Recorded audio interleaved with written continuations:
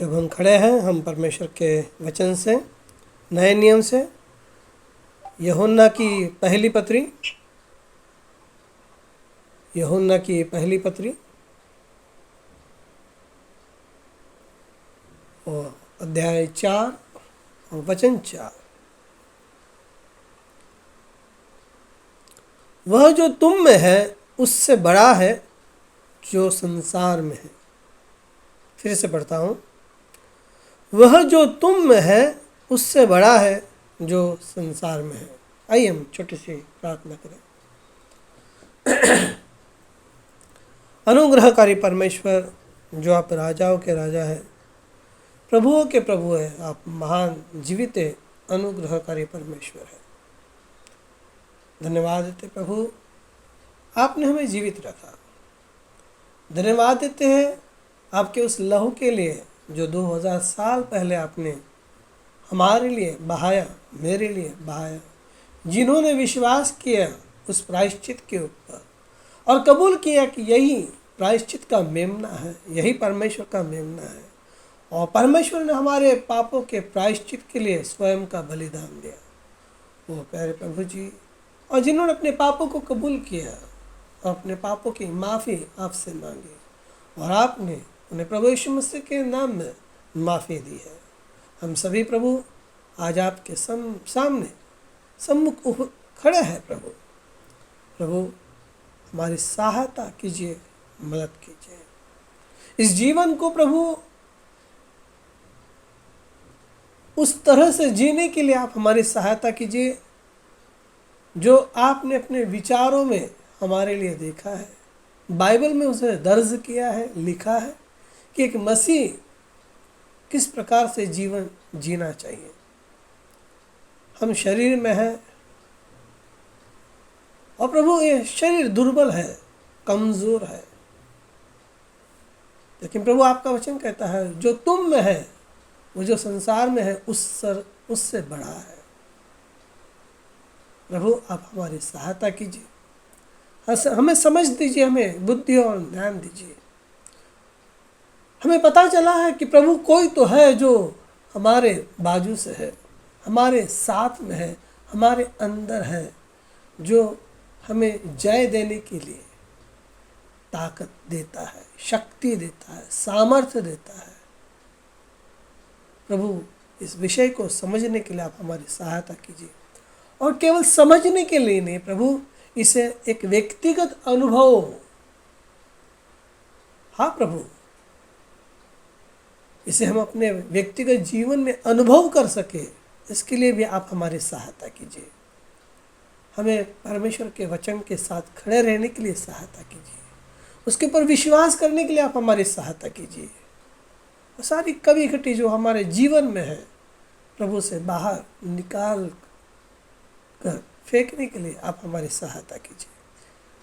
आप ही परमेश्वर है जिसने हमसे प्रेम किया है, जिसने हम पर दया की है, जिसने हम पर अनुग्रह किया है, और हमारी ज़रूरतों को संसार की उत्पत्ति से पहले ही समझ लिया, और हमारी ज़रूरतों को प्रभु यीशु मसीह के नाम में आपने पूरा किया। आप प्रभु सहायता कीजिए, मदद कीजिए। हम आपकी इच्छा के अनुसार चले, इसके लिए प्रभु आप हमारे मनों को खोल दीजिए, और पवित्र आत्मा के ज़रिए आपके वचनों को हमारे साथ साझा कीजिए। हमें बताइए, हमें समझाइए। हम फिर से दोबारा आपके सामने आते हैं। हमारे पापों की, अपराधों की, गलतियों की क्षमा कीजिए, हमें शुद्ध कीजिए, पवित्र कीजिए। प्रभु यीशु मसीह के नाम से मांगते हैं, सुनिए और कबूल कीजिए, आमीन। बैठेंगे हम लोग।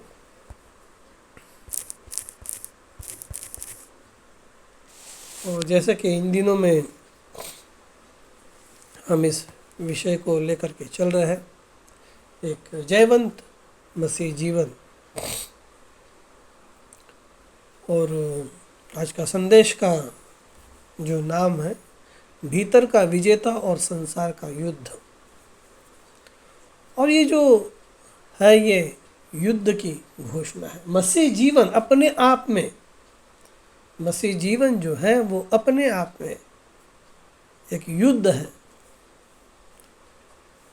और ये युद्ध तब शुरू हो जाता है जब आपको, मुझे, जब हमें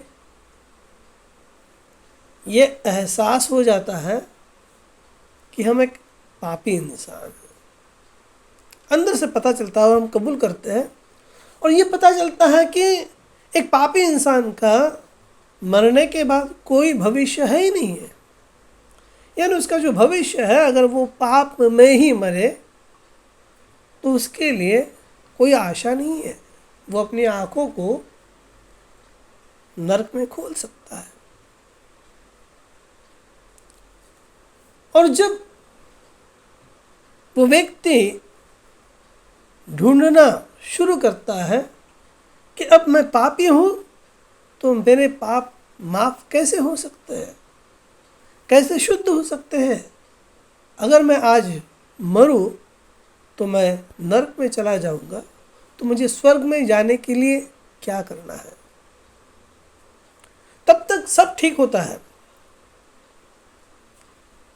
लेकिन जब परमेश्वर के दिव्य वचन के द्वारा या हमारे दिमाग में परमेश्वर एक सवाल को लेकर के आता है, अगर आज तू मरेगा तो कहाँ होगा। अलग अलग स्थिति, अलग अलग परिस्थिति, अलग अलग बातें होती है जिसके ज़रिए लोग परमेश्वर को ढूंढते हैं, परमेश्वर को खोजना आरंभ करते हैं। कोई बचपन से ही आरंभ करता है, कोई जवानी में आरंभ करता है, कोई बुढ़ापे में आरंभ करता है, और कोई तो मौत के जब नज़दीक रहता है तब वो आरंभ करता है। लेकिन परमेश्वर उन्हें भी निराश नहीं करता है। जब तक हमारे सांसों में सांस है तब तक परमेश्वर का प्रेम और उसके उद्धार की योजना आपके लिए और मेरे लिए है। अगर हम आखिरी समय में भी परमेश्वर को जानते हैं, प्रभु यीशु मसीह को पहचानते हैं और जानते हैं कि केवल ये सृष्टिकर्ता नहीं है, तो ये मुक्तिदाता भी है, और इसने मेरे सारे पापों को क्रूस पर उठाया, मेरे पापों का प्रायश्चित उठाया, लहू बहाया, मर गया, मरने के बाद तीसरे दिन जीवित हो उठा है। और अगर मैं अपने पापों की इससे माफ़ी मांगूं, अपने पापों को इसके सामने कबूल करूं, तो निश्चित ही यह प्रभु मुझे माफ़ी देगा। और यहीं से शुरुआत हो जाती है। और जब प्रभु आपको माफ़ी देता है, और तब होता क्या है कि आप अंधकार की शक्ति से निकलकर उजियाले के प्रकाश की जगह में आ जाते हैं। अंधेरे से निकलकर उजियाला में आ जाते हैं।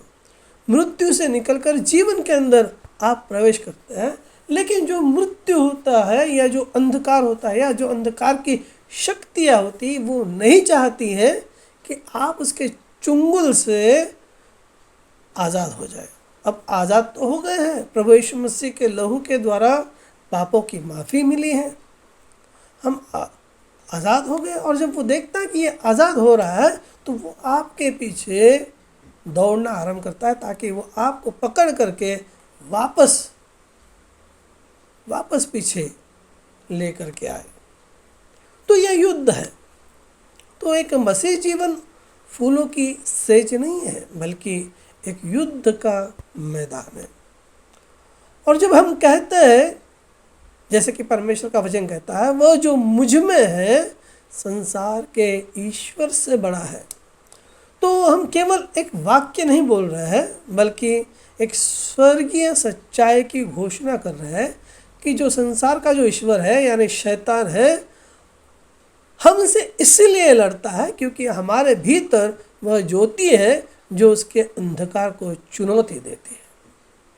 जब आप उसके चुंगल से निकलते हैं, उसके कैद में से निकलते हैं, तो आपने उसको चुनौती दी है, आपने उसको आह्वान दिया है, और आप उसके चुंगल से, उसकी कैद में से निकल करके बाहर आ गए हैं। और बाइबल कहती है कि फिर वो एक गरजने वाले सिंह की नाई पीछे लग जाता है, ढूंढता है। तो ये इस प्रकार से है। और बहुत सी बार हम में से हर कोई, किसी को एक ये अनुभव आता है कि मैंने 4 दिन तो बहुत प्रभु में अच्छे बिताए हैं, लेकिन मेरा 5वां दिन बहुत ख़राब जा रहा है, फिर 6वां दिन भी ख़राब जा रहा है, और धीरे धीरे वो वापस पिछले जीवन के जैसे जीवन जीना शुरू कर देते हैं। तो ये सारे रुकावटें हैं। क्यों रुकावट है? बहुत सारी रुकावटें आती है। कौन रोक रहा है हमें? तो ये इन चीज़ों को जानना बहुत ज़रूरी होता है। और बहुत सारी जो बातें होती हैं हमारे जीवन में, और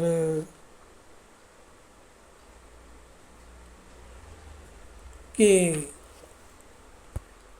हम अपने दिमागी इसमें उलझते रहते हैं। और ये रोज़ का जीवन है, ये नित्य और नित्य आगे बढ़ते जाने का जीवन है, या रोज़ लड़ने का जीवन है। तो हम थोड़ा सा देखेंगे, जैसे पिछले संदेशों में भी हमने कुछ बातों को देखा है कि हमें कौन रोक रहा है। जैसे कि हमने देखा कि परमेश्वर का वचन कहता है कि जो संसार का जो ईश्वर है ना, तो ये जो शत्रु है वो हमें हर बार रोकता है। लेकिन हमें पता है कि ये जो है एक मानसिक युद्ध है, ये मन के भीतर चलता है। आप मन के भीतर जीत सकते हैं या मन के भीतर हार सकते हैं। तो क्योंकि ये युद्ध जो चलता है ये अंदर ही, मन के अंदर ही, दिमाग के भीतर ही चलते रहता है, और बहुत सी बार हम गिरते हैं, असफल हो जाते हैं। तो जब हम कुछ चीज़ों को देखते हैं, जब परमेश्वर का वचन आता है, तो यह संसार की अगर कोई चीज़ें हैं, हम लोग अगर देखते हैं कि लोग जीतने में विश्वास करते हैं या जीतना चाहते हैं, लेकिन फिर भी वो जीतते नहीं हैं। उसके क्या कारण है? हमारे मसीह जीवन में भी बहुत सारे चीज़ें हैं, रुकावटें हैं।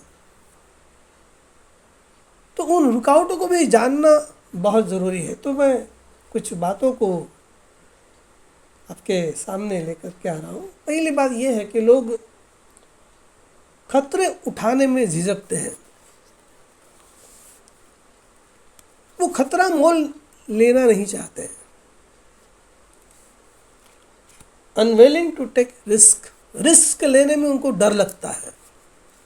नहीं, रिस्क नहीं लेने का। क्यों लेने का रिस्क?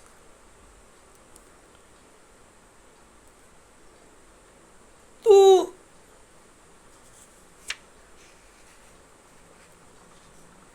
उसका मतलब ये भी नहीं है कि हमें खतरे उठाना नहीं है, या खतरे उठाना है तो हम किसी भी खतरे में गिर जाए, ऐसा नहीं है। लेकिन जब हमारी नज़र परमेश्वर की प्रतिज्ञा के ऊपर होती है, और परमेश्वर का वचन हमसे जब बात करता है, और परमेश्वर का वचन जब हमें स्थिरता प्रदान करता है या विश्वास दिलाता है, तो निश्चित ही हम अपने जीवन को परमेश्वर के वचन के आधार के ऊपर टिका देना सबसे बेहतर है। और जैसे हमने देखा कि किस प्रकार से 12 जासूस कनान देश के लिए जाते हैं, तो 10 लोग बोलते खतरा है, हमें खतरा नहीं उठाना चाहिए। लेकिन 2 लोग खतरा उठाते हैं, वो कहते परमेश्वर का वचन कहता है, परमेश्वर ने अब्राहम से वादा किया है, परमेश्वर ने इसहाक से वादा किया है, परमेश्वर ने याकूब से वादा किया है, और परमेश्वर ने एक महान भविष्यवक्ता हमारे लिए भेजा है। तो हम क्यों नहीं खतरा उठाएं? हम परमेश्वर की प्रतिज्ञा को देखेंगे। तो ये बहुत ज़रूरी होता है। बहुत सी बार हमारे जीवन में, हमारे दिमाग में कश्मकश, कन्फ्यूजन चालू होता है, करे या ना करे, करे या ना करे। तो जिस प्रकार से कभी कभी किसान लोग, अभी आने वाले 1-2 महीने के बाद बारिश शुरू हो जाएगी, तो एक ऐसा ही किसान होता है। तो एक किसान से किसी ने पूछा, क्या इस बार आपने अपने खेत को बोया है? तो वो किसान ने जवाब दिया, नहीं नहीं, मुझे डर था शायद बारिश नहीं होगी। तो फिर उस आदमी ने पूछा, क्या तुमने मक्का बोया है? तो किसान बोला, नहीं नहीं, मुझे डर था कि कीड़े मक्का ना खा जाए। फिर उस आदमी ने पूछा, तो तुमने बोया क्या है? किसान ने कहा, कुछ भी नहीं, मैंने कोई खतरा या रिस्क उठाया ही नहीं। तो इस प्रकार से कभी कभी हमारा जीवन होता है, हम रिस्क लेना ही नहीं चाहते और हम बहाने देते हैं। बहाना नंबर 1 देते हैं, बहाना नंबर 2 देते हैं, बहाना नंबर 3 देते हैं। हमें रिस्क उठाना नहीं है। तो इन 10 लोगों ने ऐसा ही किया, उन्होंने रिस्क उठाया नहीं। लेकिन यहोशुआ और कालेब ने कहा, हम परमेश्वर के ऊपर भरोसा करते हैं और जब परमेश्वर ने कहा है तो परमेश्वर उसे पूरा करेगा। तो ये जो डर होता है लोगों के मन में बहुत सी बार, क्योंकि शैतान जो है ना वो डर से काम करता है।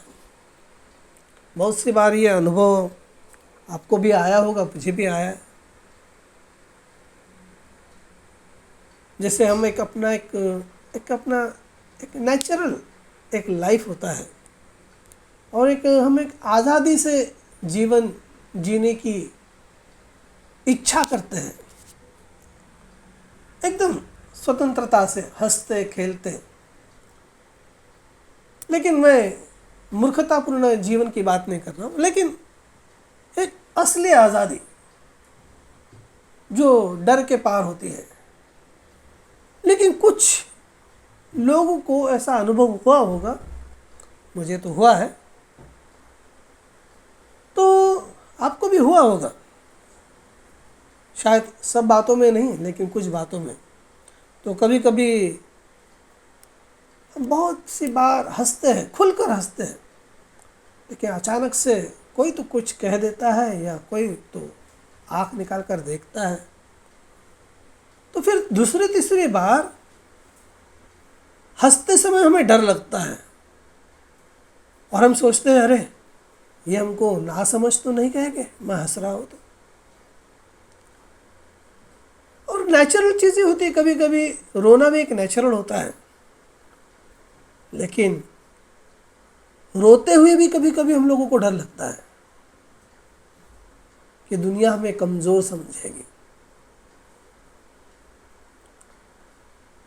और कभी कभी क्या होता है, हमें मन में बहुत इच्छा होती है, अंदर से लगता है हम किसी की मदद करें या मदद के लिए हाथ बढ़ाएं, लेकिन बाद में मन में ये डर आ जाता है, और मैं किसी बंधन में फंस तो नहीं जाऊंगा। देखिए, ये अकेले इंसान के मन के अंदर ये सब चलते रहता है। शायद ये सभी बातें आपके साथ होती होगी, नहीं होती होगी मुझे पता नहीं, लेकिन होती है। उसमें से कुछ न कुछ तो बातें हमारे अंदर होती है और हमारे अंदर डर आ जाता है। हम खुलकर हंस भी नहीं सकते हैं, खुलकर रो भी नहीं सकते हैं, खुलकर किसी की मदद करने के लिए भी सामने नहीं आते। और कभी कभी बहुत कुछ ऐसा होता है कि मैं बहुत कुछ बोलूं, भाई के साथ बोलूं, ये बात बोलूं, वो बात बोलूं, लेकिन अंदर से डर आता है, हम सबके सामने बेनकाब तो नहीं हो जाएंगे और ये सब मेरी बातें खुलकर सामने आ जाएगी। देखिए, ये डर है, ये डर है। इस डर से शैतान डरा करके रखता है। फिर हमारी कुछ सपने होते हैं, हमारी कुछ इच्छाएं होती हैं, हमें वो दूसरों को बताने में भी डर लगता है। डर क्यों लगता है? कोई मूर्ख समझ लेगा, या कोई मेरे सपनों को चुरा लेगा, उनसे छीन लेगा। और एक तरफ हृदय होता है, मन कहता है कि इस भाई से मुझे प्रेम करना चाहिए, इस भाई पर मुझे दया करनी चाहिए।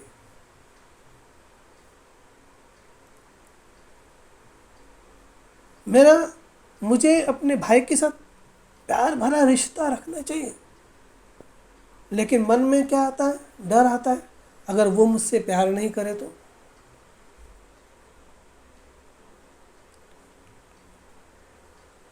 तो इसी प्रकार से जीते समय मौत का डर आता है ना। और कभी कभी हम जीतने की इच्छा तो रखते हैं, लेकिन हार जाने का डर तो हमेशा साथ में रहता है। अगर मैं हार जाऊं तो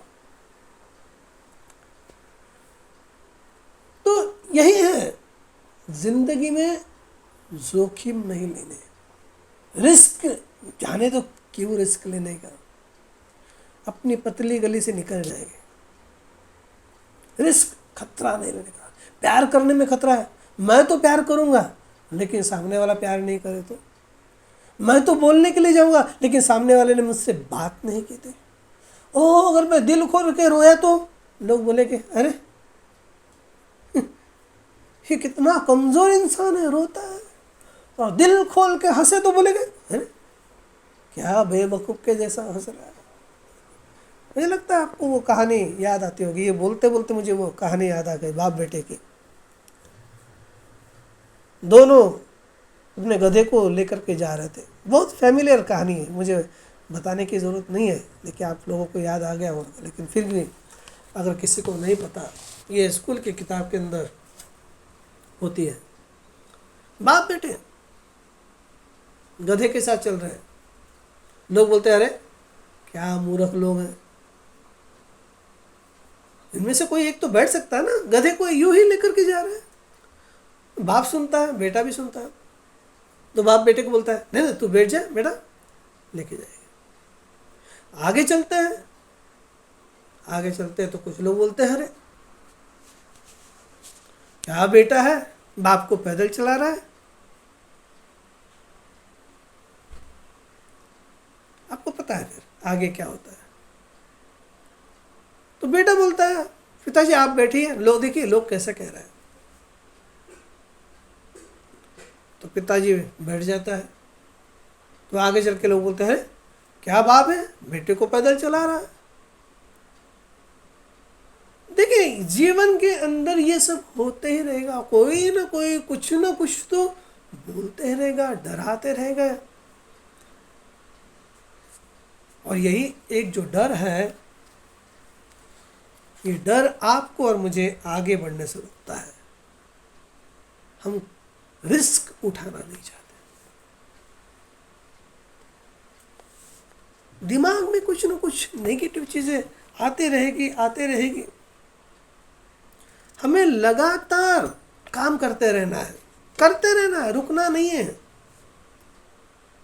इस आत्मिक जीवन में, इस आत्मिक क्षेत्र में, सेवकाई के क्षेत्र में अगर मैं रुक जाता तो,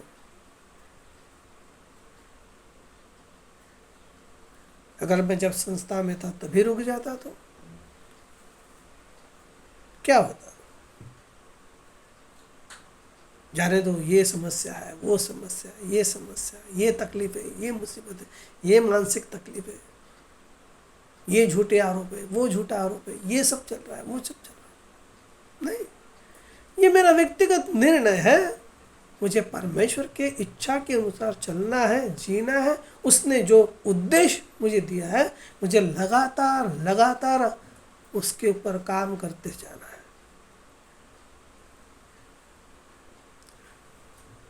हमें लगातार बढ़ते रहना है, रुकना नहीं है, कंटिन्यू बढ़ते जाना है। और बाइबल कहती है धर्मी 7 बार भी गिरेगा तो उठ करके खड़ा रहेगा। हमारे जीवन में हमें लगातार आगे और आगे आगे आगे बढ़ते बढ़ते जाना है। और जैसे जैसे आप आगे बढ़ते जाएंगे विरोध तो होता ही रहेगा। हाँ, ये दूसरी चीज है, हमें लगातार बनता है। और जैसे कि आजकल ये ज़माना फास्ट फूड का है, तुरंत 2 मिनट्स मैगी, ये आत्मिक जो जीवन 2 मिनट्स का नहीं है। तुरंत आपकी मेरी इच्छा पूरी नहीं होगी। अब्राहम को 25 साल लगा, परमेश्वर ने प्रतिज्ञा का वचन दिया, अब्राहम की इच्छा थी, शायद वो सोचता रहेगा अगले 25 मिनट में हो जाएगा, अगले 25 घंटे में हो जाएगा, अगले 25 दिन में हो जाएगा, अगले 25 महीने में हो जाएगा, लेकिन 25 साल लगे। तो ये इंस्टेंट नहीं है, तुरंत कुछ भी नहीं होगा। आपको धीरज के साथ आगे बढ़ना है, धीरज के साथ अपने लक्ष्य को, अपने आत्मिक जीवन के लक्ष्य को, उसे प्राप्त करने के लिए लगातार आगे बढ़ते जाना है, धीरज के साथ आगे बढ़ते जाना है। और जो प्रायोरिटी है, चौथी बात, जो प्रायोरिटी है, जिसे देना है आत्मिक जीवन में, जिसे देना है उसे देना ही है, उसे हम फर्स्ट प्रायोरिटी देना चाहिए, सबसे पहले उसे महत्व देना चाहिए। ये बहुत जरूरी है। हम उसे प्राथमिकता नहीं देते, हम उसे प्रायोरिटी नहीं देते, हम परमेश्वर को प्रायोरिटी नहीं देते, हम परमेश्वर के वचन को प्रायोरिटी नहीं देते, हम सेवकाई को प्रायोरिटी नहीं देते, हम प्रार्थना को प्रायोरिटी नहीं देते, हम उपवास को प्रायोरिटी नहीं देते, हम बाइबल पढ़ने को प्रायोरिटी नहीं देते, हम संदेश को सुनने को प्रायोरिटी नहीं देते हैं, तब ये हमारे लिए हार को उत्पन्न करती है। और जिद का कोई शॉर्टकट नहीं है, जीत की कोई भी शॉर्टकट नहीं है।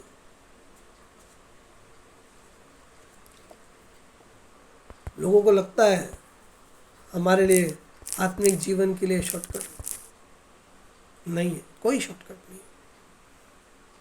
आपको लगातार और लगातार आगे और आगे बढ़ते जाना है, संघर्ष करते हुए। जी हाँ,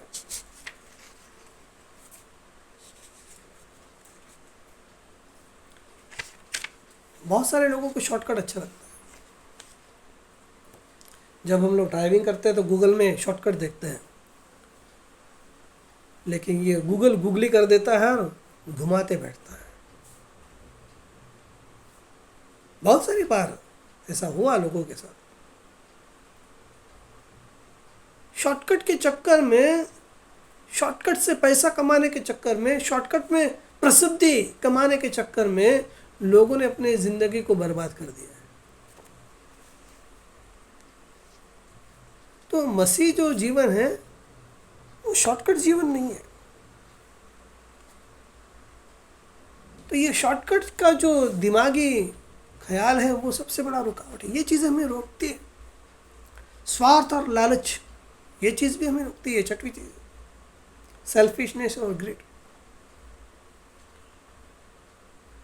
बाइबल खुद कहती है 10 कमांडमेंट्स के अंदर, दूसरे की चीज़ों का लालच मत करो, दूसरे के घर की चीज़ों की, गधे की, घोड़े की, बीबी की, किसी भी चीज़ का लालच मत करो, ग्रीडीनेस। ये चीज़ें हमारे आत्मिक जीवन को रोकती हैं।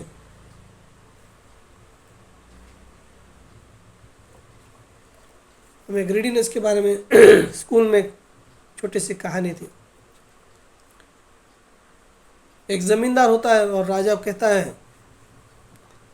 कि आज के दिन में लोग जितना दौड़ सकेंगे, दौड़ करके जितना ज़मीन ले सकते हैं ले लेना, लेकिन आपको सूरज ढलने से पहले जहाँ से आपने शुरुआत की है वहाँ पर आपको वापस आना भी है। ये लालच हमारे जीवन में हमसे पाप करवाता है। ग्रीडीनेस, सेल्फिशनेस, स्वार्थ, पहले खुद का स्वार्थ देखना है। बाइबल खुद कहती है, बाइबल में लिखा है, हर कोई अपनी बातों को देखता है, प्रभु यीशु मसीह की बातों को नहीं देखता है। परमेश्वर की सेवा कैसे आगे बढ़ेगी, परमेश्वर के लिए प्राणों को हम कैसे जीत सकेंगे, परमेश्वर के जीवन में, मसीह जीवन में हम कैसे आगे बढ़ सकेंगे, हमें इन बातों को देखना है। लेकिन बाइबल कहती है हर कोई खुद की बातें सोचता है, मसीह यीशु की नहीं सोचता है। तो ये सबसे बड़े हिंड्रेंस है, ये सबसे बड़े रुकावट है जो शैतान हमारे दिमाग में लाते रहता है। तो जैसे सूर्योदय होता है, राजा ने जैसे ऐलान किया था लोगों को ज़मीन बांटने का, तो एक किसान, एक ज़मींदार रहता है, उसके पास पहले से बहुत सारी ज़मीन रहती है, लेकिन उसके अंदर लालच होता है कि मुझे और भी ज़मीन चाहिए। बोलता है, राजा ने कहा कि ठीक है, तुम शुरुआत करो, तुम जितना दौड़ कर ज़मीन ले सकते ले लो, लेकिन सूरज ढलने से पहले तुम्हें जहाँ से शुरुआत की है वहीं पर आपको वापस आना है। और वो दौड़ता है, दौड़ता है, दौड़ता है, दौड़ता है, दौड़ता है, सूरज उसके सर पर आ रहा है तो भी दौड़ रहा है, दौड़ रहा है, आगे दौड़ रहा है, दौड़ रहा है, क्योंकि उसके दिमाग में इतना ही है कि जितना मैं दौड़ूंगा उतनी ज़मीन मेरी हो जाएगी। और वो बहुत दूर तक निकल आता है। अचानक उसे याद आता है, अरे मुझे वापस भी लौटना है, या तो सूरज ढलने का टाइम हो गया।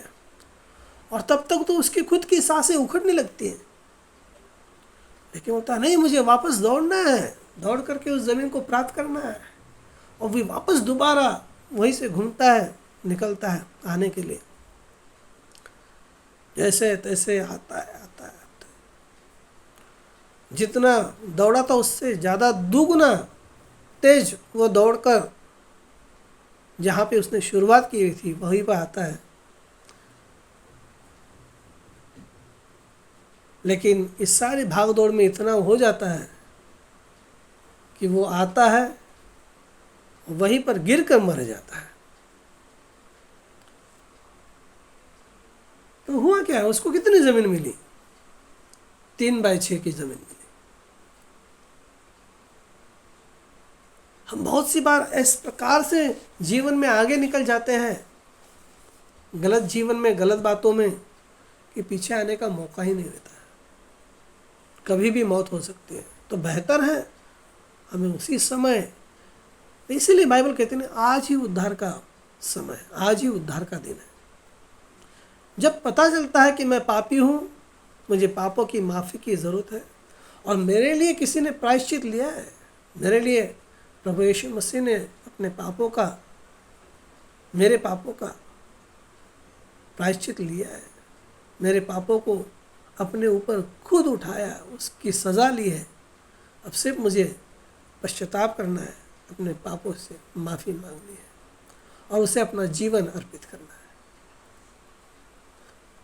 वही समय है मुड़ने का। ये किसान ने गवा दिया, लालच, सेल्फिशनेस, ये चीज़ें बहुत खतरनाक होती हैं और बहुत सी बार हमारे जीवन में विश्वास की कमी होती है। और इसीलिए तो हम लोग आज्ञा का पालन नहीं करते हैं। जब परमेश्वर का वचन हमें पता है, हमें मालूम है, फिर भी हम आज्ञा का पालन नहीं करते हैं, क्योंकि हमारे अंदर विश्वास है ही नहीं है, विश्वास की कमी है। देखिए, अगर आपने अपने दिमाग में ठान लिया ना कि मैं करूँगा, तो आप ज़रूर करेंगे।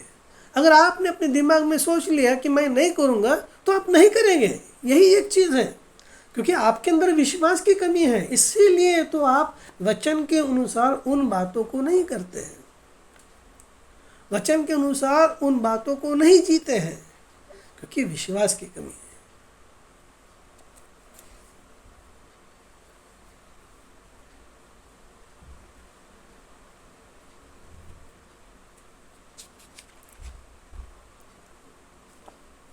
हमें इसके ऊपर बहुत ध्यान देना बहुत ज़रूरी है। हमें तैयारी करना है। बहुत सी बार हम लोग सिर्फ बहानेबाजी बनाते रहते हैं। तैयारी करना बहुत ज़रूरी होता है।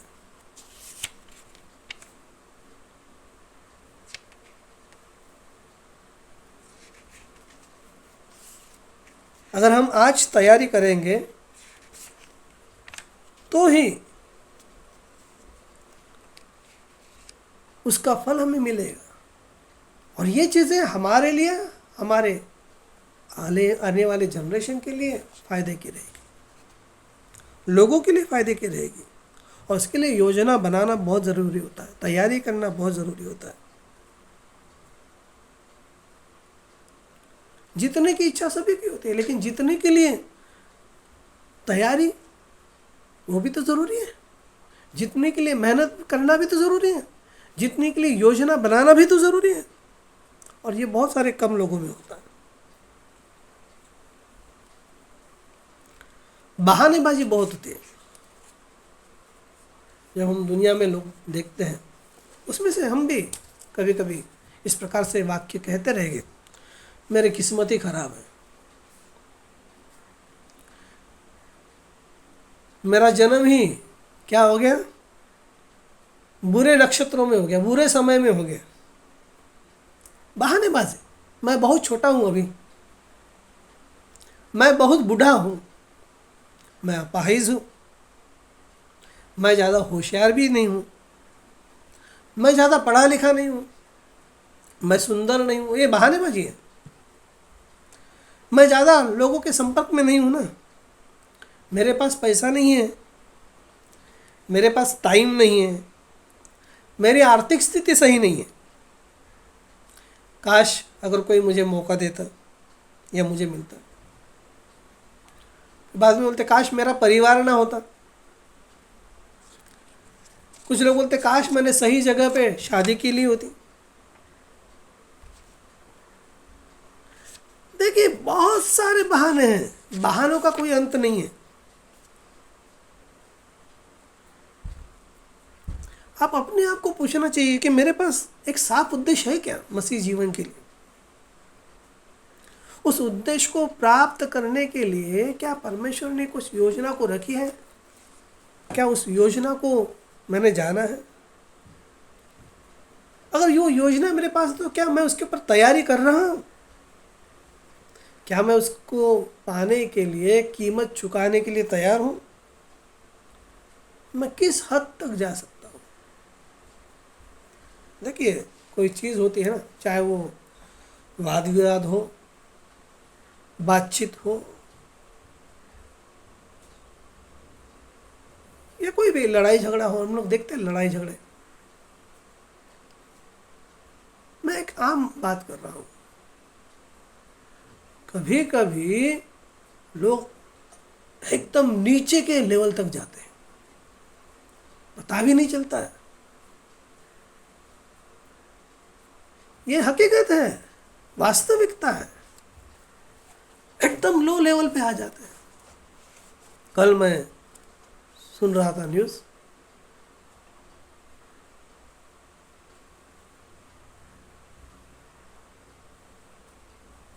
एक टेम्पो वाला और एक हाथ गाड़ी वाला और एक टेम्पो वाला, सिर्फ हाथ गाड़ी को वहाँ से निकालो, मुझे टेम्पो लगाने, उसके ऊपर उनका वाद विवाद। हाथ गाड़ी वाले ने लिया, वो खरबूजा बेचता था, हाथ गाड़ी वाले ने लिया चाकू, उसके पेट के अंदर, ड्राइवर के पेट के अंदर चाकू मार दिया। वो उतने में भी नहीं रुका, उसने उसका सीधा सर काट डाला और सर को लेके वो मार्केट में घूम रहा है। देखिए क्या लेवल है।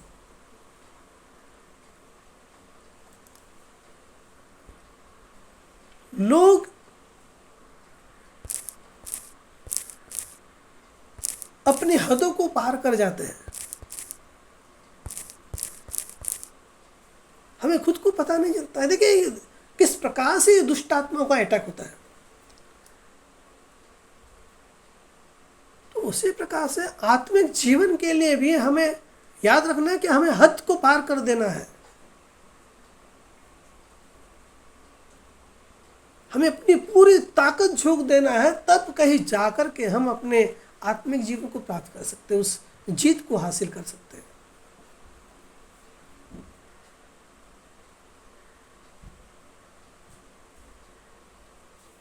हमारे पास धीरज का होना बहुत ज़रूरी है। लगातार और लगातार ये सब करना बहुत ज़रूरी है। मैंने हमेशा आपको बताया था कि बंदर को कैसे पकड़ते हैं। अगर हम बहानेबाजी पकड़ करके रखेंगे तो हम कभी आगे नहीं बढ़ेंगे।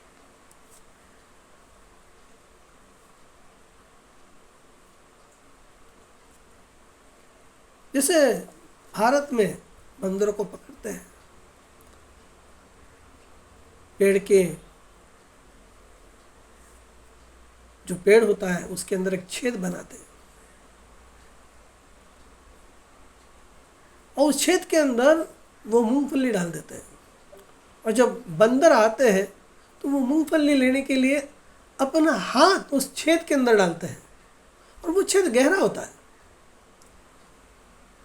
और जब वो मूंगफली तक उनका हाथ पहुंच जाता है, मूंगफली लेते हैं और उसकी मुट्ठी बन जाती है, लेकिन वो उनकी मुट्ठी उस छेद के अंदर अटक जाती है।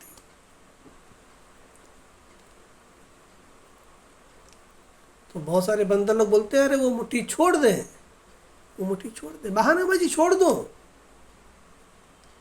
ये बहाना वो बहाना, आप खुद का नुकसान कर रहे हो।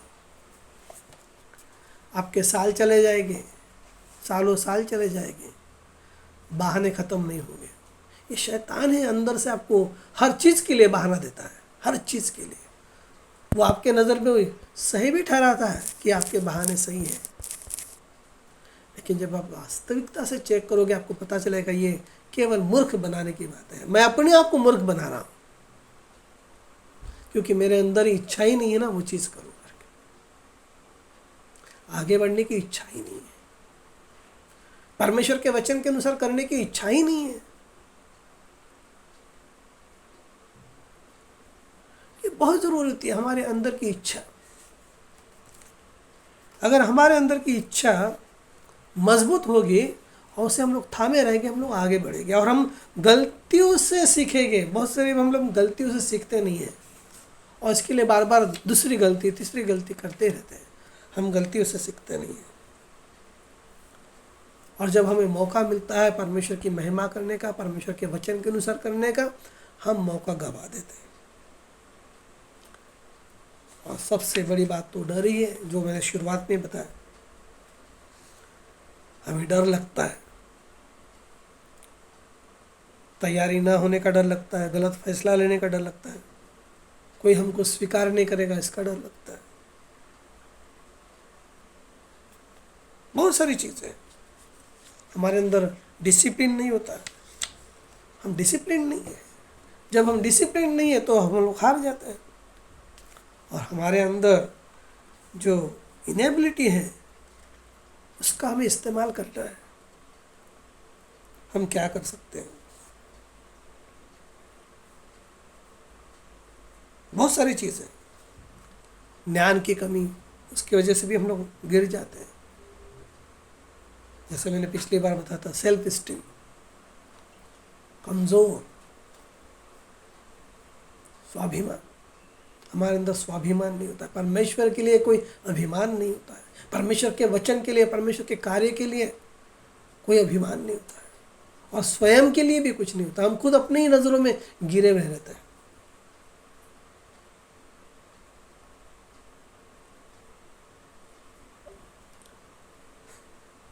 हमें समझना चाहिए हम परमेश्वर के बेटे और बेटियां हैं। आप उस संदेश को सुनिए, बहुत सुंदर संदेश है। शैतान हमारे मन में डालता था, हम अपने को इतना अपने विचारों में नीचा गिरा देते हैं, ओह मैं कुछ भी नहीं हूँ, क्या स्थिति है। ये वास्तविकता होता है लोगों के साथ। आप परमेश्वर के बेटे और बेटियां हैं, मत भूलो। प्रभु यीशु मसीह ने आपके लिए अपना खुद का लहू बहाया है ताकि आपको पापों से माफ़ी दे।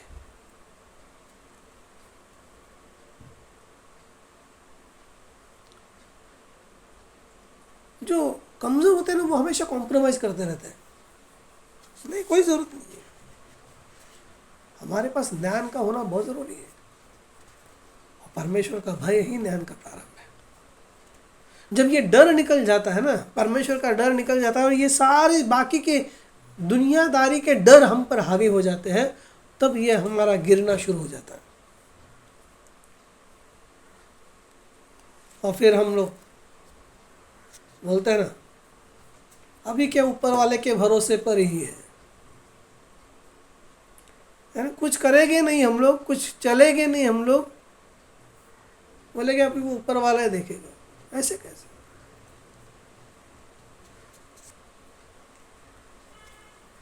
देखिए, हमें मेहनत करनी है। एक सच्चे आत्मिक जीवन के लिए, मसीह जीवन के लिए हमें मेहनत करनी है, विश्वास के साथ मेहनत करनी है, विश्वास के साथ आगे बढ़ते रहना है।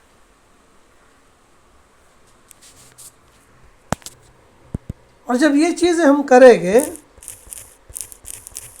हम धीरे धीरे धीरे धीरे डर के पार चले जाएंगे।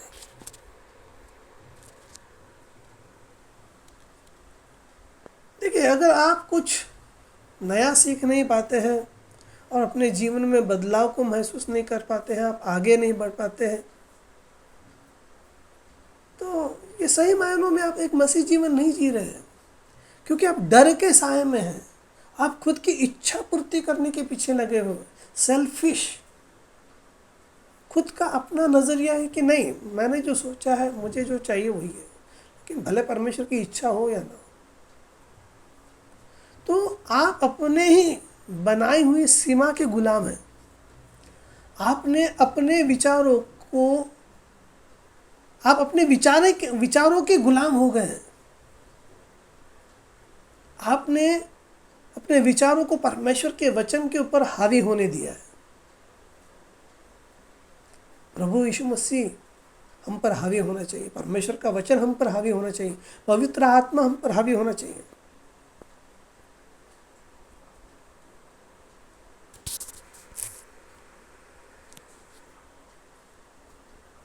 तो यही चीज़ है कि ये शत्रु जो है बाहर से शोर मचाता है,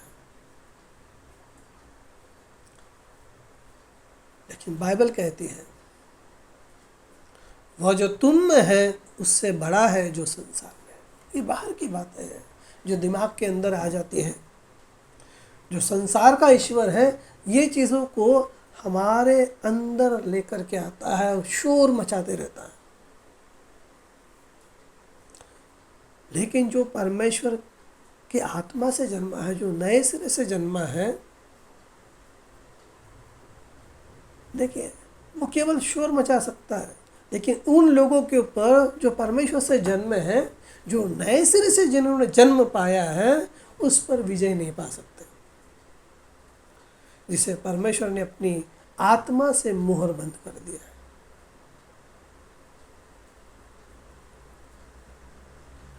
मुझे लगता है मैंने जो बातें बताई आपको शत्रु की पहचान हो गई। रोकने वाला कौन है? वो इस संसार का ईश्वर है, और इस संसार की जो सिस्टम है या जो व्यवस्था का उसका वो क्या है? शासक है। और वो जो शासक है वो नेमी, वो हर समय हर बार विश्वासियों का विरोध करेगा और करता है। दूसरा कुरिन्थियों अध्याय 4 और वचन 4 कहता है, उन अविश्वासियों के लिए जिनकी बुद्धि को इस संसार के ईश्वर ने अंधी कर दी है। जो ये बातें मैंने शुरुआत में आपको बताई, जो सब डर के जो साए है, इसके ज़रिए इस संसार का जो ईश्वर है उसने उनको अंधा कर दिया है। और इसके लिए उनको बाइबल खोलते हैं, पढ़ते हैं, तो भी बाइबल के अंदर की बातें, अद्भुत बातें उनको दिखाई नहीं देती हैं।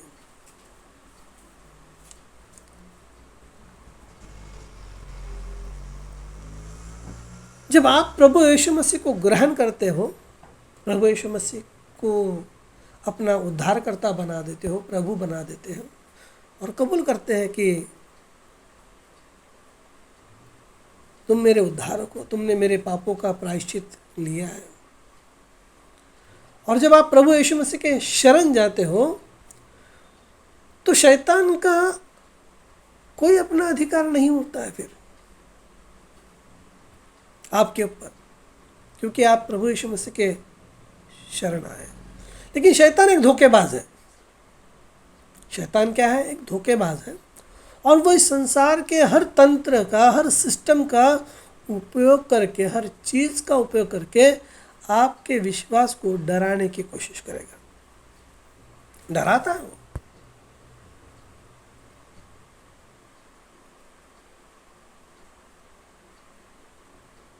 लेकिन आपको ये याद रखना है कि आपके हृदय के भीतर जिसने संसार पर जय पा ली है उसकी आत्मा है। आमीन। हाँ, जिसने संसार पर जय प्राप्त कर ली है उसकी आत्मा आपके भीतर है। तो हमारा जो संघर्ष है वो अकेले का नहीं है। हमारे भीतर कोई शक्ति मात्र नहीं, बल्कि सर्वशक्तिमान स्वयं वास करता है। जब हम पवित्र आत्मा को प्राप्त करते हैं, पवित्र आत्मा को, तो वो सर्वशक्तिमान परमेश्वर है। और इसीलिए परमेश्वर का वचन कहता है, पहला यूहन्ना अध्याय 4 और वचन 4, हे बालको तुम परमेश्वर के हो, क्योंकि वह जो तुम में है उससे बड़ा है जो संसार में है। जब आप पवित्र आत्मा प्राप्त करते हो तो आप केवल एक धर्म को स्वीकार नहीं करते हैं, बल्कि आप ब्रह्मांड के निर्माता को अपने भीतर रहने के लिए आमंत्रित करते हैं। अब ये युद्ध आपका नहीं है, उसका है। हमें ये बात भी समझना चाहिए। मैं विश्वास करता हूँ आपको ये जो संदेश है बहुत लाभदायक होगा अगर आप इसे बार बार सुनोगे, आपके आध्यात्मिक जीवन के लिए भी, और जो आप रोज़मर्रा के जीवन को जी रहे हैं, अपने जीवन में कुछ बनना चाहते हैं, चाहे आप स्कूल में हो, पढ़ाई में हो, काम कर रहे हो, ये एक आपको योग्य दिशा देगा, निर्देश देगा। आप उसके ऊपर चिंतन मनन कीजिए। हमें ये पता चलना चाहिए कि ये युद्ध मेरा नहीं है, ये युद्ध उसका है। और हमें परमेश्वर की सहायता से, दाऊद ने यही कहा, मैं परमेश्वर की सहायता से तुझ पर हावी हो जाऊंगा, मैं तेरा सर काटूंगा और कौवों को खिलाऊंगा।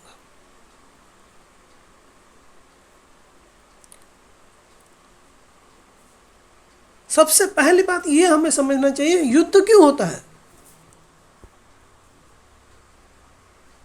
युद्ध क्यों होता है?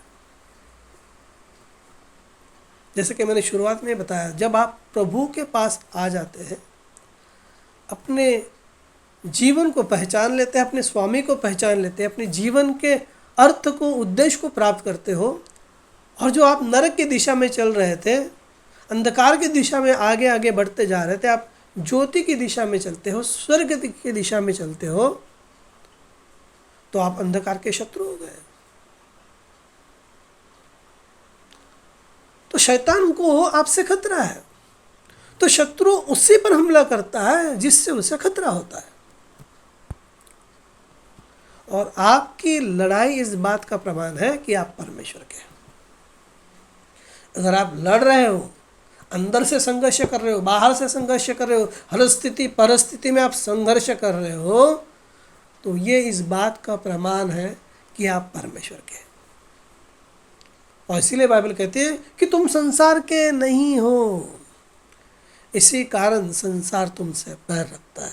यूहन्ना 15 वचन 19, यूहन्ना का सुसमाचार। तुम संसार के नहीं हो, इसी कारण संसार तुमसे बैर रखता है। बहुत सी बार आपको पता नहीं चलता रहेगा, अरे मैंने तो किसी का कुछ खाया नहीं, पिया नहीं, दिया नहीं, लिया नहीं, मैं अपने रास्ते जाता हूँ, अपने रास्ते आता हूँ, अपने घर पे बैठता हूँ, अपना काम करता हूँ, लेकिन ये क्या चालू है मेरे अड़ोस पड़ोस में? मेरे विरुद्ध कोई ये बात करता है, कोई वो बात करता है, कोई वो भड़कता है, मेरा तो कोई संबंध भी नहीं है। आपको पता चला क्यों संसार आपसे बैर करता है? क्योंकि आप इस संसार के है ही नहीं, आप इस संसार के नहीं है। इसीलिए बाइबल कहते हैं तुम संसार के सदृश मत बनो।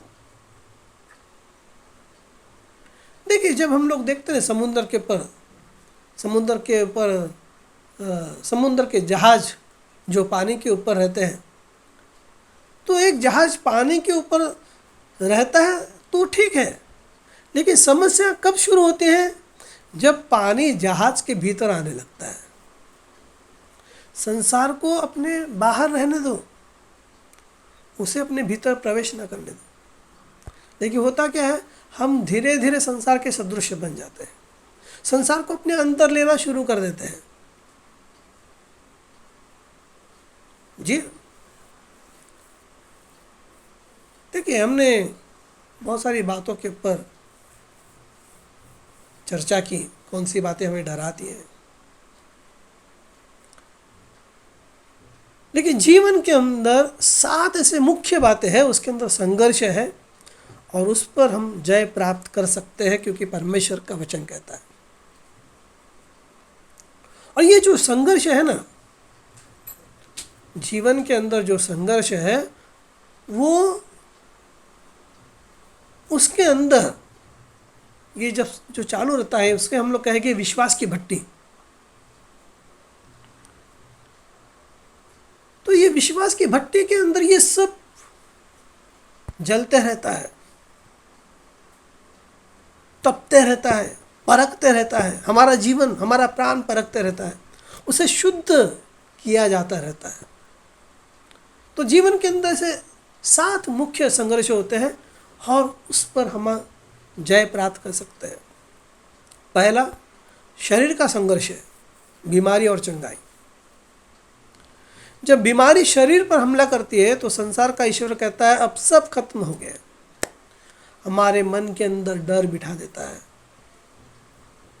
जी हाँ, सर्दी हो, खांसी हो, बुखार हो, कुछ भी हो, बोलता है सब खत्म हो गया। लेकिन बाइबल कहती है यशायाह 53:5, उसके कोड़े खाने से हम चंगे हो गए। आमीन। तो ये चंगाई कोई ऐसी चीज़ नहीं है जिसे परमेश्वर भविष्य में करेगा, नहीं नहीं, ये 2000 साल पहले ही आपके लिए, मेरे लिए दी जा चुकी है, हमें मिल गई है। ये वह है जो वह पहले ही कलवरी के क्रूस पर कर चुका है। आपको केवल उस चेक को भुगतान या भुनाना है, उस भुगतान नहीं, भुनाना है मतलब चेक को कैश करा लेना है, जिसे यीशु ने आपके लिए पहले ही साइन कर दिया है।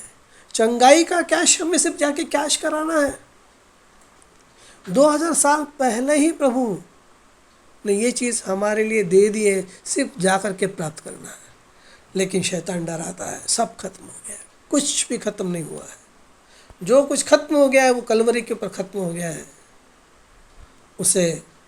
उसके कोड़े खाने से हम चंगे हो गए, हमारी बीमारियां वहाँ पर खत्म हो चुकी हैं। हमें सिर्फ विश्वास के द्वारा उसे प्राप्त करना है और इंतज़ार करना है धीरज के साथ। दूसरा संघर्ष, जीवन का बोझ। जीवन बोझ लगने लगता है, आपको मालूम है कब? जब आपके जेब में पैसा नहीं होता है, आप आर्थिक संघर्ष से जूझते हो और आपके घर के अंदर बहुत सारी चीज़ों का अभाव होता है, ये चीज़ नहीं है, वो चीज़ नहीं है, इतनी सारी चीज़ें पेंडिंग रहती हैं और पैसा नहीं रहता है। आपको ज़िंदगी बोझ लगना शुरू होती है। घर की ज़रूरतें और खाली जेब हमें डराती है। ऐसे समय पर परमेश्वर ने हमें एक प्रॉमिस दिया है, यहोवा यिरे। हमें यहोवा यिरे पर भरोसा रखना है, हमारे पैरों पे नहीं, हमारी बाजुओं पर नहीं। देखिए, मैं अपने बाजुओं को मजबूत करने की कोशिश कर रहा था, मेरा लेफ्ट साइड का बाजू ही चला गया। प्रभु कहता मैं तुम्हारी बाजू हूँ, मैं तुम्हारी ताकत हूँ, मैं तुम्हारा यहोवा यिरे हूँ। तुम क्यों अपने खानों को मजबूत करना चाहते हो? मैं तुम्हारा खानदा हूँ, मैंने पहले ही तुमसे वादा किया है, तुम्हारा बोझ मुझ पर दे दो, मेरा बोझ ले लो, मेरा बोझ हल्का है। बहुत सी बार हम कुछ करने की अपने हिसाब से अच्छा करने की कोशिश करते हैं, होता उल्टा हो जाता है। प्रभु को धन्यवाद हो।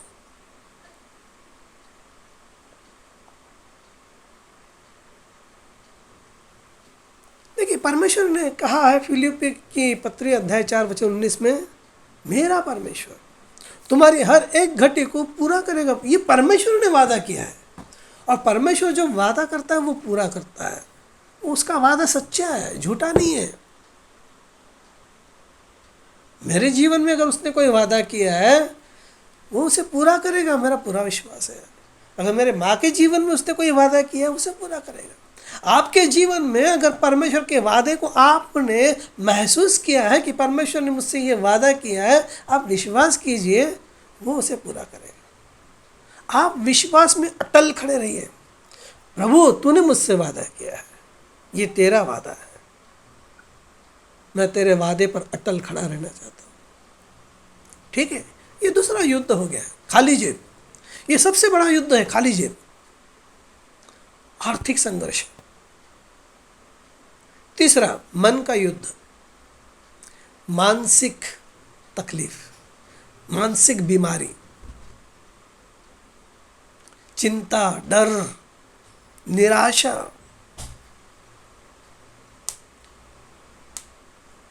देखिए, ये संसार के ईश्वर के बड़े हथियार हैं। वो हमें चिंतित रखता है, वो हमेशा निराश कर देता है, हमें दुखी कर देता है, हमें उदासीन बना देता है।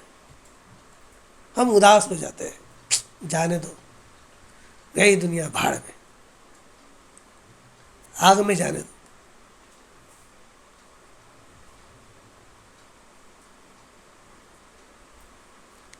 जाने दो, आग में जाने दो, जाती है जाने दो।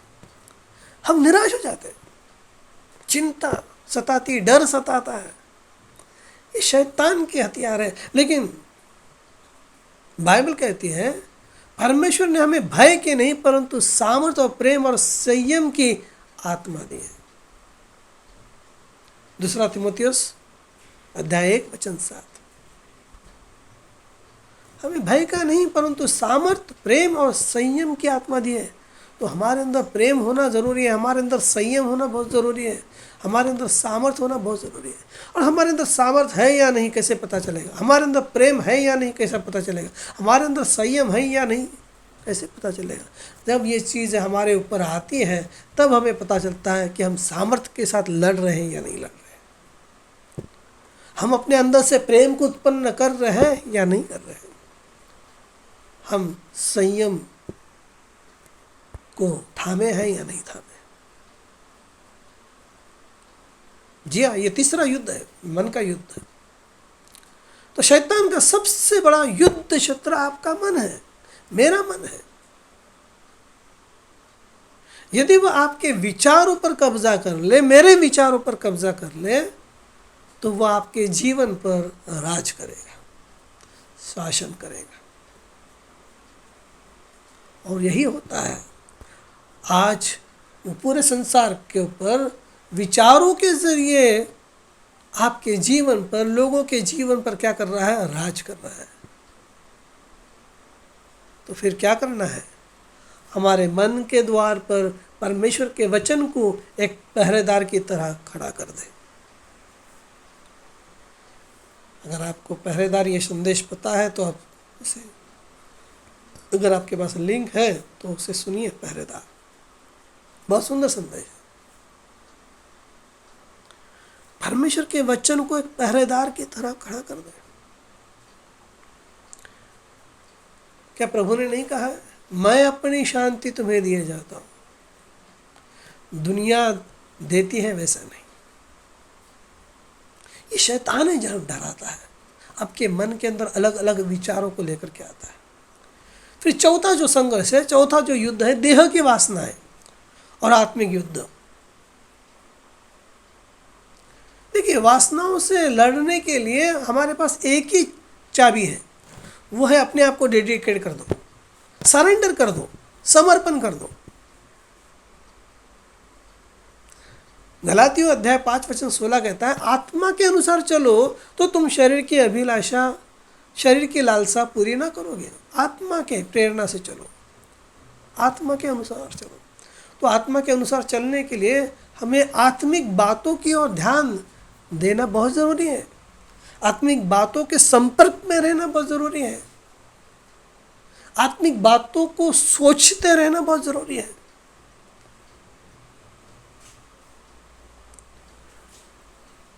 देखिए, 2 कुत्तों का उदाहरण आपको हमेशा याद रहेगा। आपके भीतर 2 कुत्ते लड़ रहे हैं, एक बुरा है और एक अच्छा है। जीतता वही है जिसे आप सबसे ज़्यादा खिलाते हैं। अगर अपनी आत्मा को वचन से खिलाए तो शरीर की वासनाएं खुद ब खुद मर जाएगी। जी, क्यों नहीं मर रही वासनाएं शरीर की? क्योंकि हम ज़्यादा से ज़्यादा अपनी आत्मा को वचन से खिलाते नहीं हैं। वचन से खिलाओ, परमेश्वर के वचन से खिलाओ। संदेशों को सुनते रहो, बाइबल को पढ़ते रहो, परमेश्वर के वचन को लेकर, एक आध वचन को लेकर उसके ऊपर चिंतन मनन करते जाओ। उसे खिलाना कहते हैं। गीतों को सुनते जाओ, उसी संपर्क में बने रहे। ये चौथा है। ठीक है। अब 5वां, युवा अवस्था का संघर्ष, जवानी के दिनों के संघर्ष। जवानों को अपनी ताकत वचन के प्रभाव में लगानी चाहिए, वचन के साइड से खड़ा होना चाहिए। बाइबल क्या कहती है? जवान अपनी चाल को किस उपाय से शुद्ध रखे? वचन के अनुसार चलने से। भजन संहिता 119 वचन 9। युवा अवस्था में, जवानी के दिनों में परमेश्वर की सेवा करने का सबसे सुनहरा समय है, सबसे सुनहरा समय है। संसार आपको अपनी चमक धमक से लुभाएगा, लेकिन याद रखें, वास्तविक हीरो वह है जो पाप को ना कहे, जो पाप को ना कहने की हिम्मत रखता है। और जवानी के दिनों में जवानी की अभिलाषाएं आती हैं। हमें पाप को ना कहने की हिम्मत चाहिए। यह युवावस्था का संघर्ष है। 5वां संघर्ष है। 6वां संघर्ष है बुढ़ापा और निर्भरता का दर्द। देखिए, जब शरीर थकने लगता है ना, तो ये स्वर्गीय घर की तैयारी है। हम एक डायमेंशन से निकल करके दूसरे डायमेंशन में चले जाते हैं। और परमेश्वर ने इस बुढ़ापे में भी जो परमेश्वर के ऊपर विश्वास करता है, भरोसा करता है, यशायाह 46:4 कहता है, तुम्हारे बुढ़ापे में भी मैं वैसा ही बना रहूँगा। मैंने तुम्हें बनाया है और मैं ही तुम्हें लिए फिरूंगा। Praise the Lord. ये परमेश्वर की प्रतिज्ञा है। मैं तुम्हें बुढ़ापे में बेसहारा नहीं होने दूंगा, मैंने तुम्हें बनाया है। बहुत सी बार बूढ़े माता पिता बच्चों के ऊपर सोचते हैं, अरे ये बच्चा पैसा देता है, ये बेटा पैसा देता है, इसके लिए मेरा बुढ़ापा चले जाएगा। आप लाजरस के बारे में क्यों नहीं सोचते? उसका तो कोई भी नहीं था, उसका जीवन गया। उसको चलाने वाला परमेश्वर था। मैं ये नहीं कहता हूँ कि हर एक की स्थिति लाजरस के जैसी होगी या हो जाएगी, नहीं नहीं, मैं उदाहरण दे रहा हूँ। उसका तो कोई भी नहीं था। तो लाजरस के लिए भी यही वचन था कि मैंने तुम्हें बनाया है और मैं ही तुम्हें लिए फिरूंगा। यही वचन आपके लिए, मेरे लिए, हमारे बुढ़ापे के दिनों के लिए।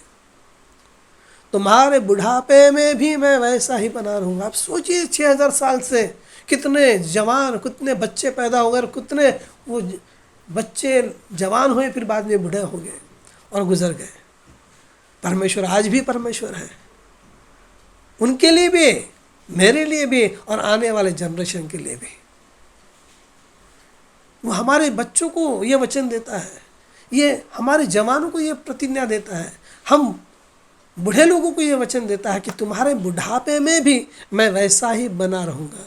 मैंने तुम्हें बनाया है, मैंने तुम्हें बनाया है। और मैं ही तुम्हें लिए फिरूंगा। देखिए, ये बुढ़ापे के अंदर ही जो हमारा जो शरीर है, ये जो पुराना घर है, जीर्ण हो जाएगा, जीर्ण शीर्ण हो सकता है, हमारी खिड़कियां धुंधली हो सकती है, लेकिन मालिक घर छोड़ करके नहीं गया है। वह तो बस आपको एक नए और अविनाशी घर में ले जाने की तैयारी कर रहा है। हाँ, नया घर, अद्भुत महिमा का शरीर होगा, जो परमेश्वर के वचन के साथ बने रहे, खड़े रहे, अपना जीवन प्रभु को दे दिया। सातवां संघर्ष, सबसे गहरा घाव कौन सा होता है मालूम है? अपनों की मृत्यु। चाहे वो अपना बेटा हो, बेटी हो, पति हो, पत्नी हो, माता हो, पिता हो, या बेटा हो या बेटी हो, जोर का धक्का लगता है, जोर का दर्द होता है। ये सबसे गहरा घाव होता है। और ये अकस्मात मृत्यु आ जाती किसी पर। लेकिन ऐसे शोक के समय में भी पुनरुत्थान की आशा हमारे लिए बहुत बड़ा मरहम है, बहुत बड़ा मरहम है।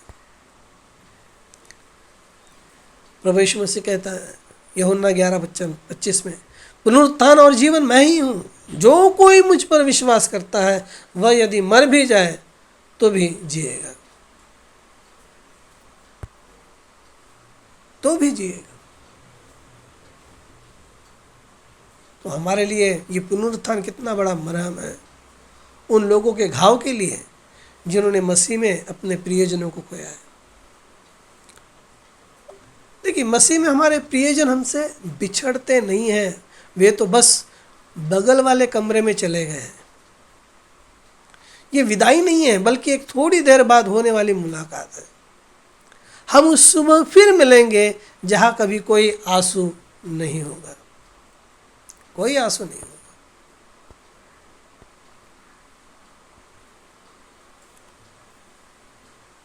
तो विजय की जो चाबी है,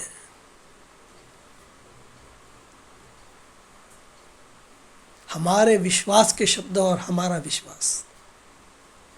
जी हाँ, परमेश्वर के वचन के ऊपर आधारित हमारे विश्वास के शब्द, हमारे मुंह से पॉजिटिव शब्दों को निकालो। हम कर सकते हैं, हम कर सकते हैं।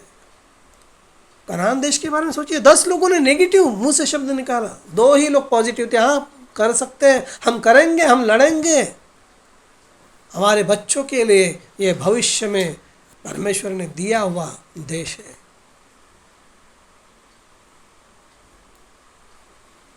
देखिए, यही हमारे शब्द, हमारा विश्वास ही हमारे जीत के बड़े हथियार हैं।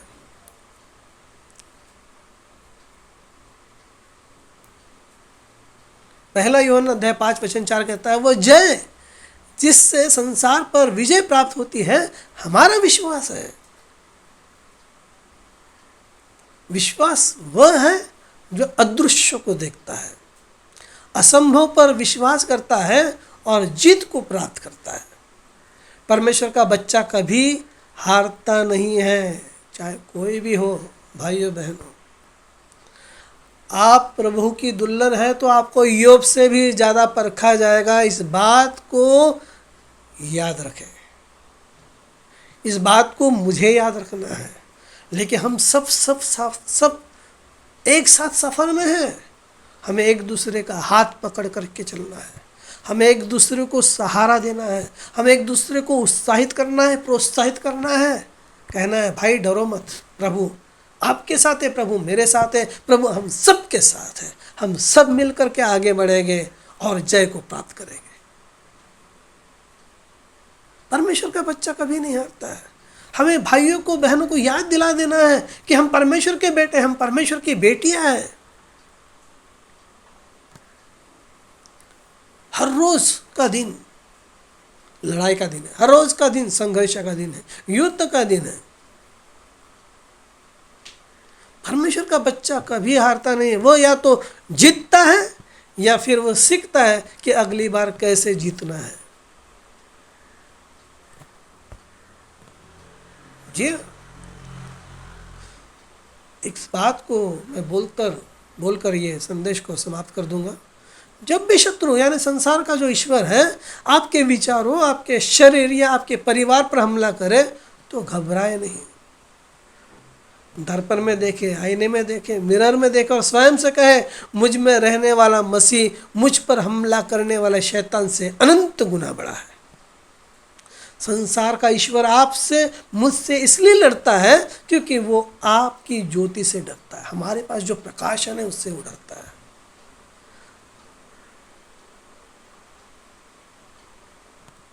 जब भी परिस्थितियां आपके खिलाफ हो तो अपने विश्वास के गियर को बदली करें और परमेश्वर के वादों पर सवार हो जाए। जी, जब चढ़ान आती है, जो गियर वाली साइकिल होती है, रेसिंग साइकिल होती है, क्या करते हैं? गियर बदली करते हैं। ऐसे नहीं कि साइकिल को छोड़ देते हैं, हम पैदल चलना शुरू कर देते हैं, नहीं, गियर बदली करते हैं और चढ़ान को चढ़ते हैं। अपने विश्वास के गियर को बदली करें, परमेश्वर के वादों पर सवार हो जाए। आज आपकी जो भी समस्या हो, याद रखें कि जो आप में है वो संसार की हर शक्ति से बड़ा है, हर व्यक्ति से बड़ा है, हर स्थिति से बड़ा है, हर परिस्थिति से बड़ा है। डरो मत, केवल विश्वास करो। मैं विश्वास करता हूँ ये संदेश आपको हिम्मत देगा, मुझे हिम्मत देगा, और जो बाद में सुनेंगे या सुन रहे हैं उन्हें भी हिम्मत देगा, और उन्हें इस बात का एहसास हो जाएगा कि ये युद्ध उनका नहीं है, तो तुम्हारे अंदर जिस परमेश्वर ने विश्वास के द्वारा अंदर वास किया है, पवित्र आत्मा के रूप में, जो सृष्टि का निर्माण करता परमेश्वर है, उसका युद्ध है। मैं विश्वास करता हूँ ये संदेश सभी को उत्साहित करेगा और आशीषित करेगा। आइए हम लोग खड़े हो जाएंगे, प्रार्थना करेंगे।